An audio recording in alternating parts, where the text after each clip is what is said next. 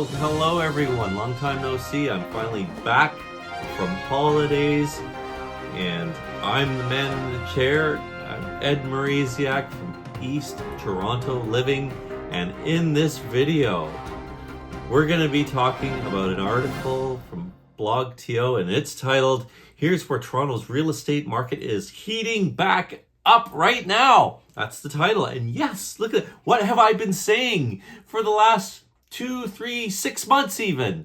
What have I been saying? Yes, the market's been heating up. We're turning around.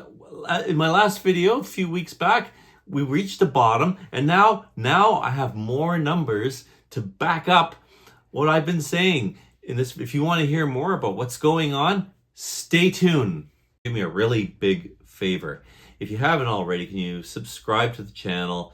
Don't forget to smash that like button. Leave comments, because comments really help me get ideas, and it improves the algorithm so that the channel reaches more people. The channel's been doing really well now. A lot of people have been taking notice, and I'm really grateful. I'm really thanking my loyal subscribers for watching, and I hope you're getting a lot of value from this. And again, if you have any questions about real estate, here's my contact information. Text me, call me, send me an email, send me a carrier pigeon, whatever your preferred method of communication is. Let's set up a Zoom meeting if you're from out of town, or hey, let's meet for coffee. In some of my past videos, I featured some really great coffee places. I was doing vlogs and just showing the area, and I continue to do some of those types of videos on occasion because there's a bit of a demand for them. But I think for every 7 or 8 videos I do a little vlog of the area. But to tell you the truth, the real meat, a lot of people seem to really like the home tours. So at any rate, here's my stuff, and let's meet. Love to meet you all. So let's dive into this article. So it is, again, it's from one of my favorite news sources, Blog.to, and I've been saying this for the last 6 months. Because, I've been in the business for, over 16 years, coming up on 17 years. I can't believe it's almost coming up on 17 years. And, these things, I've seen everything. I've seen the big meltdown in 2008. I remember SARS, way back when. This is before I became in real estate. We've had COVID. We've had another market crash. There are years, just slightly. Well, during COVID, when I was with another brokerage, actually, I could say it. It's Remax. I was with Remax, and it's a great company. I'm never going to say anything bad about them. But I was with Remax. I was working a very, very, very high end area in Willowdale, and properties. Some properties went down in as much as over $1 million in value up there. And that was around the, between 2018 and 2021. And then they recovered a little bit. Now they're down. These things all come in cycles. Everything bounces back, especially with Toronto real estate. Because Toronto real estate is for the most part, Toronto, the demand for Toronto real estate is very high. Okay, anyway. Enough of that. Let's dive into this article. I know it's a little bit of a lie. I apologize for a long-winded explanation, but sometimes you need these details to fully understand what's going on with the market, because there's a lot of facets to real estate and economics in the market and so forth. But according to this article, it obviously goes into what we've experienced in the last 12 months, and they describe it as that is selling real estate in the past 8 months. So as it says here, some areas in the GTA, have shrunk as much as 53%. I don't know about that, but yeah, it possibly. We had some crazy sales in 2022. And it's fair to say for some, for a few properties, some have actually dropped. I mean, when you figure what some things have sold for in 2022, and then versus what maybe some properties have sold for in the last 8 months, yeah, you can almost say that.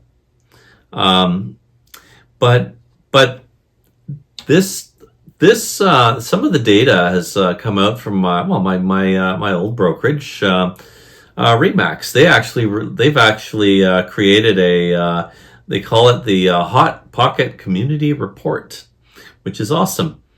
And what their findings are, there is some strong sales volumes that are happening, and they are reporting. Check this out. They are reporting as much as 56.1% increase in sales volume. I mean, that's really good. Now those are in some areas according to this, but still. Now we're going to get to some of these areas because this reporting mentions this area, and I'm going to talk about some of these other areas as well. But currently, condos are still selling slow at the moment, but we are seeing. I mean, my brokerage, my office, we have a lot of agents. Well, not a lot, but we have 150 something agents in my office. This is a small office, but a lot of the younger agents are listing condos. They're starting to sell. Some of them have been sitting, but stuff is selling. And in this reporting, they don't talk too much about condominiums, but I can tell you that I'm seeing condominiums are moving. And I mean, we're still not like what we were 5 years ago. However, stuff is starting to move, and that's been happening. That's been happening for last few months now. I mean, it's not. We're not seeing a big exodus of buyers jumping in, but I think quite a lot of buyers are finally fed up. I always use the example as couples living in their parents' basements are getting fed up living there and saying, "Screw this, let's get out and start buying. Let's get our own place."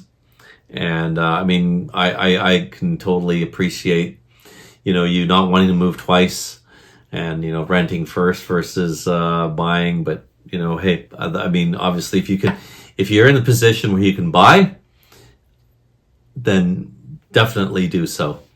So this article continues that says that we are experiencing the biggest volume of movement is with detached homes. I can argue too that semi-detached homes are also moving very well, but according to this article, detached properties are the ones that are the bulk of the sales volume that they're reporting on, that we're seeing. And yeah, I can believe that. But also too, semi-detached properties are also moving very well. And I did a segment about 8, 9, 10 videos back about townhomes. Townhomes are also a really good bet.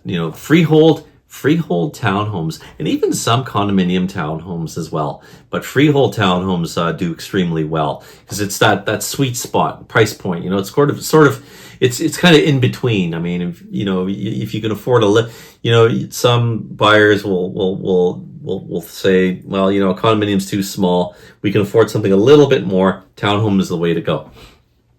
And I've sold a lot of those over the years, and quite often a lot of people like towns. Sometimes they intend that that's their first property, and they have every intention to move up, and they don't, because your townhome, when you think about it, you have low maintenance. You don't, the roof. We'll never have to replace the roof for a lot of them.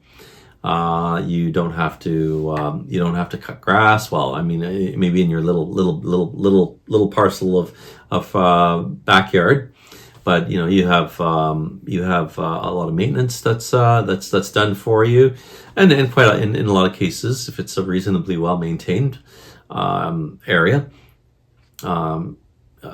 place, the maintenance fees are, for the most part, pretty reasonable. So all these properties are starting to show some signs of movement, and I've been saying for months upon months that that the time is now, and it's still very good. Now we're starting to see it. Now the movement is beginning, but I think you could still cash in and get a good buy right now, definitely. And it's not, and even for the next few months, but I think by the fall we're going to start seeing some real big sales activity. And also we should address that yesterday the Bank of Canada also put a rate hold, and that's because inflation has increased some. They were hoping to keep it down to 1.7 range, which is amazing. And, the 2% inflation is still pretty good, but they were hoping to tamp it down for a lot less because because we've had such high inflation. We really got to keep it. The lower the better at the moment. I mean, I don't know about having deflation, but I mean, in some cases, that might not be a bad thing, but that's really, a lot of economists say deflation is not where we want to be. But definitely if we can maintain inflation at a really low rate, say maybe 1% a year for the next couple of years, I think that would help out a lot of people. Okay, like always, everyone, if you're finding value in any of my videos, don't forget to subscribe if you haven't already. Please like the video, smash that like button, comment and ask questions. I love answering the questions when I can. And we'll love to have some engagement with y'all.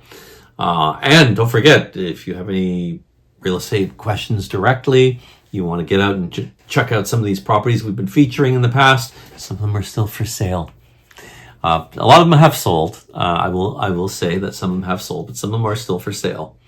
If you want to jump out and see some of those, or see some of the properties that I've been that I haven't featured, but that are in this area, here's my contact info.